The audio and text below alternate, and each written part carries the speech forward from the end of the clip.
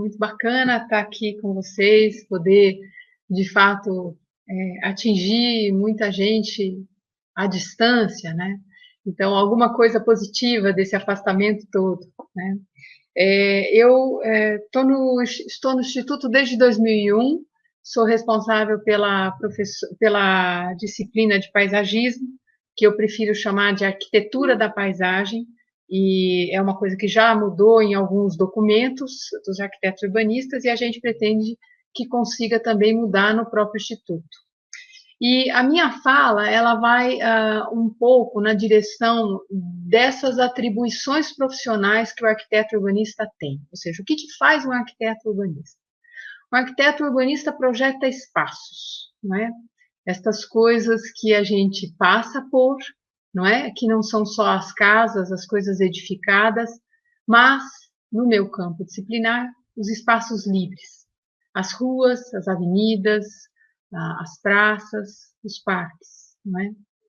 E quando a gente projeta esse tipo de espaço, tudo isso tem uma história para que a gente possa, de fato, ter consistência nesses projetos, não é? Eu vou tentar aqui contar um pouco disso para vocês, mostrando umas figurinhas, tá? De modo que a gente possa colocar, então, essa história para acontecer a partir de imagens. Então, como eu disse, meu nome é Luciana Bongiovanni Martins Schenck, eu sou formada na FAUSP São Paulo e venho ao longo dos anos me especializando nessas questões de paisagem, né? Vamos começar colocando aqui uma imagem em que eu vou dizer assim para vocês, essa imagem de Cubatão, horrorosamente poluído, é paisagem. Primeiro de tudo que eu queria romper aqui é a ideia de que paisagem é simplesmente o verdejado, o lugar comum que as pessoas têm na cabeça de que paisagem é projeto de jardim. É projeto de jardim também, mas jardim é uma das escalas. Escala é uma palavra que vocês vão ouvir muito no curso de arquitetura e urbanismo, né? Uma das escalas é o jardim, mas uma grande escala, por exemplo, é o parque. No caso aqui, essa paisagem diz respeito a um território que inclui a cidade de Cubatão, mas poderia, por exemplo, também ter como recorte a Serra do Mar, que na descida para o litoral tem encalacrado todo esse parque industrial no meio da mata. Nós vamos voltar a isso, porque se o curso tem como pretensão formar um profissional capaz de lidar com as questões contemporâneas, eu digo a vocês que as grandes questões contemporâneas hoje dizem respeito ao nosso futuro comum, ou seja, o futuro desse planeta e o futuro desse país. É um país continental, muitos quilômetros quadrados, e o processo de ocupação, especialmente relacionado às cidades, ele é muito controverso, principalmente em relação às metrópoles. Como o Marcel já mostrou na apresentação dele, a gente tem muito trabalho para fazer. E esse trabalho inclui uma questão com o morar, que não é só a habitação, não é só colocar um teto sobre a cabeça, mas é de fato constituir um espaço saudável, um espaço onde a gente possa ter lazer, onde a gente possa caminhar, onde a gente possa bicicletar de um jeito bacana, não é? Como vocês podem ver, as nossas opções de desenvolvimento, elas têm sido, de fato, muito complicadas. Ou seja, isso aqui é fruto de planejamento. Os arquitetos, eles planejam e projetam, porque no Brasil a profissão, ela inclui, na verdade, ela tem atribuições bastante diferentes, bastante diversas. Se você vai para o exterior, você faria ou arquitetura, ou urbanismo, que lá se chama planning, por exemplo, nos Estados Unidos, na Europa, a questão do planejamento é uma graduação separada, ou você faria arquitetura da paisagem, que, por exemplo, nos Estados Unidos e na Inglaterra se chama landscape architecture, né? No Brasil, todas essas profissões estão juntas em um curso só, tá? Isso tem ônus e bônus, isso é bom e ruim. É bom porque a gente justamente fica com uma formação muito generalista, muito abrangente, desafiadora, o sujeito de fato chuta com as duas, como diz o outro, mas tem um ônus, ou seja, tem um problema sério. De um modo geral, a gente termina se aprofundando ou se especializando em um perfil, em uma parte da profissão, mas isso não é problema se a gente sempre tiver este olho no todo, não é? Essa perspectiva que está na nossa formação. Isso aqui é o Minhocão em São Paulo. Como vocês podem ver, a questão aqui era circular, era colocar os carros particulares de um lado para o outro. O urbanismo contemporâneo está revendo todas essas posições. E vocês estão no olho do furacão. O arquiteto urbanista hoje é um sujeito que está propondo alternativas de mobilidade, e isso tem um grande impacto na paisagem. Então, vamos ver um pouco mais sobre isso. A questão do nosso futuro comum. Esse campo disciplinar talvez seja o campo disciplinar que mais dialogue com as questões justamente dos documentos da ONU, né, que é a Organização Nacional, que é a Organização Mundial que versa sobre essas questões do futuro, né, de como é que a gente pensa e desenvolve os lugares. E a profissão no Brasil, como eu disse, é a arquitetura e urbanismo, e a arquitetura da paisagem tem uma história. Dentro dessa história, ela começou a projetar, porque a gente tem os documentos provando isso, coisas há muito tempo, relacionadas aos espaços livres. Por exemplo, isso aqui é uma praça na cidade de Siena, e sem dúvida nenhuma ela foi objeto de um projeto. Ela foi uma construção, ela data do medievo, né, de um tempo em que o espaço livre das cidades era disputado a tapa, era ouro em pó. Esse é um lugar de encontro, é um lugar de comércio, né? É um lugar também de lazer, né? E aqui a gente tem, então, o começo dessa história, porque eu mostro para vocês que, de um modo geral, esse campo profissional estava muito ligado aos privilégios, né? Quem é que podia ter um jardim na época que a cidade era daquele jeito, né? Os monastérios, os reis, os nobres. Olha só, isso aqui que eu estou mostrando para vocês é o Jardim de Versailles, né, que é um jardim do Luís XIV, aquele cara do absolutismo que vocês estão estudando para passar no vestibular. Ele tinha um jardinzinho de 3 quilômetros. Esse espaço do privilégio é de um tempo. A gente estuda isso porque na disciplina a gente estuda as interações entre humanidade e natureza. E tem toda uma questão aqui estética, que vocês vão entrar em contato quando vocês vêm para o curso de Arquitetura e Urbanismo, que tem diálogo com as disciplinas de linguagem, que tem diálogo com as disciplinas de história da arte. E por que a gente, de novo, estuda a questão do passado? A gente estuda o passado justamente para atualizar certas questões. Aquele jardim que eu mostrei para vocês é um jardim do século XVII, do absolutismo. Esse jardim já é um jardim do século XVIII, o chamado jardim inglês. E o bacana disso tudo é que isso aqui é o germe do desenho dos parques que a gente vai ver depois. Então, praça, parque, jardins, ruas, tudo isso diz respeito ao projeto de paisagem. E tem um fio condutor no campo disciplinar hoje, né? São justamente as questões de natureza e cidade, de cultura e artifício versus natureza. Justamente para a gente chegar à conclusão de que não tem uma dicotomia, as coisas são todas uma só. A natureza está nas cidades. E tudo isso começa a ficar muito mais sério a partir da industrialização. Ou seja, no século XIX, então eu tenho espaços de privilégio, e isso não é uma questão, os arquitetos à época só tinham então trabalho quando eles estavam em contato com as pessoas que tinham muito dinheiro. Tudo isso vai mudar, certo? A partir da industrialização, as cidades vão ficar densas e insalubres. E o advento do parque, primeiro, das grandes intervenções urbanas que vão verdejar as cidades, como essa em Paris, e do parque, que eu trouxe aqui um dos exemplos mais paradigmáticos, o Central Park em Nova York. Olha a datação dele, ele é de 1857, 58, o projeto, o concurso e depois o projeto mesmo realizado. E ele vem para consolidar esse pedação de natureza dentro da cidade. Esse pedação de natureza, ele aparece dentro das cidades com uma missão.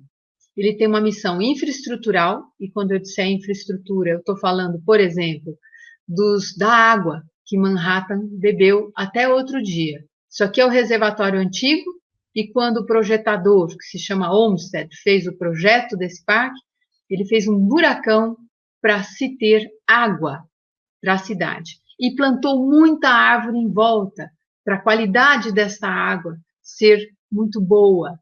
Então, vocês vejam que verdejar e guardar a água e drenar a cidade, tudo isso está nos projetos contemporâneos de paisagem. Então, você fala assim, nossa, eu achei que a arquitetura e o urbanismo fosse basicamente construir casa, apartamento, edifício. Eu estou contando para vocês que pensar questões de infraestrutura urbana contemporaneamente tem a ver com o projeto de praças, ruas arborizadas e parques dentro de uma perspectiva sistêmica. É um sistema que eu estou pensando. Mostro para vocês um exemplo disso em Londres, né? Olha aqui, eu vou dar uma traduzida, né? Infraestrutura verde e espaços ou ambientes livres. Nesse grid, esse tema forte do planejamento da Grande Londres, que é esse sistema de espaços livres verdejados, que é a base do planejamento, não só urbano, mas de toda a região da Grande Londres. Então vejam que o tempo presente é um tempo muito ligado a esse campo disciplinar, que, como eu disse, em Londres é um campo disciplinar separado, é uma outra graduação. Mas aqui no Brasil, a gente está junto com a arquitetura e o urbanismo, nós somos, de fato, uma atribuição profissional do arquiteto urbanista. Vou mostrar, por exemplo, como a gente mexe com cartografia. A gente mexe muito com mapa, né? E essas cartografias, elas dizem coisas e a gente costuma fusionar, a gente junta cartografias para pensar processos de planejamento, né?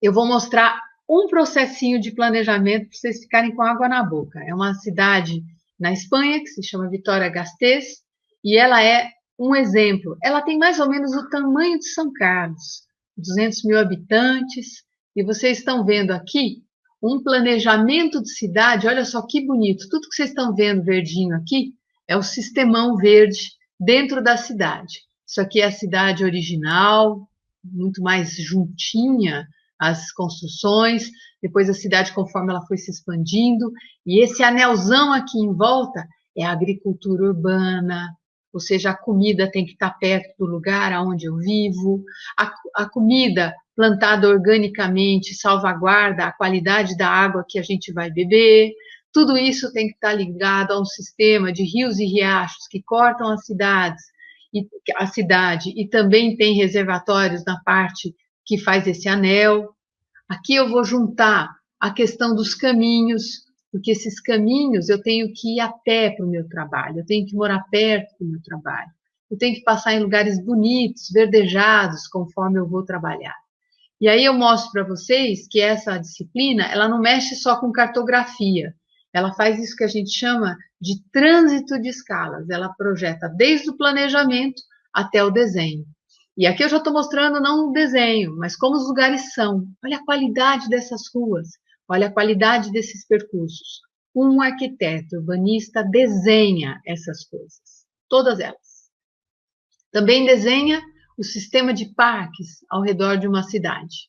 Olha só que bacana. Vou dar um zoom em um deles, para vocês verem que andar de bicicleta aqui é muito bacana, que a salvaguarda das águas, que eu disse a vocês, com o verdejamento em volta, filtra a água e não deixa ela ficar poluída, ruim. Essa é a nossa situação.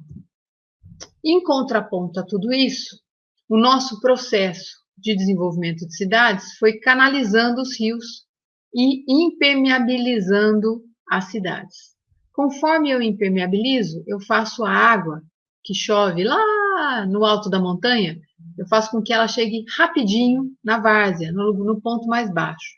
Então, de fato, nós fomos construindo as nossas enchentes. A imagem da direita é a marginal do Tietê. Está tudo impermeabilizado para todos os lados.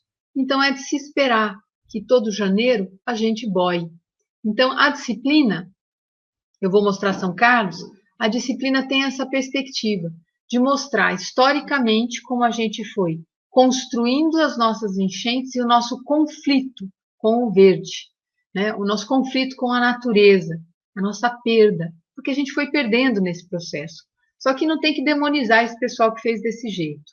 Naquele período, como eles associavam as águas às doenças, canalizar e tamponar um rio era justamente progresso, não é? Mas a gente viu que esse processo, isso aqui é uma cartografia da cidade de São Carlos, que eu espero que quem esteja me ouvindo venha morar para estudar com a gente. Esse processo em São Carlos é igualzinho em São Paulo, é igualzinho em várias cidades. Talvez seja igual à cidade que você mora. A gente vai impermeabilizando e a gente vai construindo a enchente. Essa foto, inclusive, é do professor Marcel, que foi corajoso o suficiente para ir no meio de uma chuva para ver como estava o centro de São Carlos. Isso aqui é o centro de São Carlos cheio. E é uma questão histórica. Veja bem, paisagem é uma questão histórica e paisagem é uma questão política. Por quê? Porque os processos de planejamento, eles estão ligados ao plano diretor. Vocês também vão ver isso em arquitetura e urbanismo. Vocês vão entender como é que é o regramento de uma cidade. Como é que eu faço para a lei se tornar desenho. Como é que a lei constrói a cidade. Né? Como é que a lei desenha a cidade. Então, deixa eu ver. Isso faz parte. Isso que eu ia dizer também. Isso é a minha pesquisa. Eu pesquiso a cidade de São Carlos e venho desenhando com os alunos um sistema de espaços livres para a cidade. Isso aqui é um voo de helicóptero que eu fiz mostrando como é que a cidade vai se construindo. Vocês estão vendo? A gente vai impermeabilizando tudo. A gente vai construindo o terreno inteiro. A gente vai não arborizando as ruas. Uma árvore é uma máquina de evapotranspiração. Ela captura a água, ela umidifica o ar, ela mexe na temperatura, ela torna os caminhos agradáveis. E a gente está dizendo não para tudo isso. Toda a concentração de árvores de São Carlos está muito fora do que seria a área central que eu mostrei a vocês. E quando eu vou para a periferia, eu tenho duas periferias. Eu tenho a periferia do programa Minha Casa Minha Vida, por exemplo, que está colocando um teto sobre a cabeça das pessoas, mas não está constituindo cidade. Então, quando o Marcel disse que o curso tenta provocar uma formação crítica, trazer essas questões de história, ativando a história para o momento do planejamento do projeto, é um pouco esse arco de coisas que a gente vê, que a gente vai tomando contato, que a gente vai querendo, de fato, constituir cidades, lugares, regiões inteiras diferentes, muito melhores para se viver. Tá bom? Essa é São Carlos. E eu finalizo aqui. Isso aqui é uma das cartografias que o grupo já confeccionou. Quem vier para o lado de cá vai conhecer mais sobre isso. Tá bom? Era isso, gente. Muito obrigada. Vou dar um ESC aqui. Vou parar a minha apresentação. Vou voltar para vocês. E stop. A arquitetura me apaixonou pela ideia de poder se relacionar com sustentabilidade e integração popular.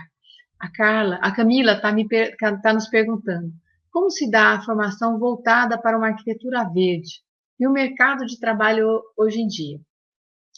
A arquitetura verde é um nome que o mercado dá para essa arquitetura que, como eu disse a vocês, é muito antiga. Tá? É um campo disciplinar que tem mais de 150 anos. Inclusive, a primeira faculdade, graduação de arquitetura da paisagem, é anterior ao primeiro curso de urbanismo, para vocês verem como isso é antigo. Porque quando os pensadores e as pessoas interessadas em pensar um futuro, porque as cidades tinham se tornado densas e insalubres, elas começaram a dar muito problema, e aí eles começaram a se reunir e dizer assim, bom, o que a gente vai fazer com essa cidade? Morreu o marido da rainha Vitória, de cólera. Bom, acho que a gente está precisando de uns espaços livres verdejados para poder fazer essa cidade funcionar, né? Funcionar em termos de saúde. E a gente vai agregando valor a isso. E o campo disciplinar vem se desenvolvendo e tem muita coisa para contar e estudar. Atualmente, eu penso, pensando inclusive na pandemia, e pensando nas respostas que os países que já voltaram a se abrir têm dado. Os espaços livres verdejados, a relação com os rios é ponto fundamental para a gente constituir uma cidade salubre, uma cidade sã. Então, de fato, eu acho que é um bocado do futuro da arquitetura e do urbanismo. É essa profissão que pensa as cidades e pensa os espaços livres e pensa isso não só como um lugar do privilégio. Eu não estou dizendo que a gente não projete a piscina, o fundo do quintal. Eu mesmo comecei minha carreira, eu sou vegetariana e fiz 1 milhão de churrasqueiras. Eu brincava que eu tinha vendido a alma para o diabo, né? Mas a gente, além de fazer esses espaços, a gente também faz os playgrounds, os lugares da infância, os lugares dos jovens, né? Eu acho que o mercado é um mercado em plena crescendo, né? Uma coisa que está se desdobrando. Para ser muito sincera, eu acho que o futuro ele tinha que estar ligado, por exemplo, aos gestores. Os prefeitos têm que ter na sua equipe de arquitetos pessoas que desenvolvem esse tipo de perspectiva. Porque não é só um planejamento, é um planejamento com a paisagem, que vai desde essa cartografia que eu mostrei para vocês, que olha parques, ruas arborizadas e praças, até justamente o desenho desses lugares. Eu brinco com os meus alunos, é desde o momento que eu olho o rio até o momento que eu faço o sujeito tirar o sapato e pôr o pé na água, né? Tem mais alguma pergunta? Obrigada, Maria. Eu agradeço muito. De fato, eu sou suspeita porque eu gosto demais do que eu faço. Que legal, Bárbara. Gostei também de falar com vocês. Vocês são muito acolhedores. Se bem que eu sou suspeita porque eu fico vendo um montão de problema, mas fico também querendo projetar todos eles, planejar todos eles. E a gente tem muito cabedal para isso, não é?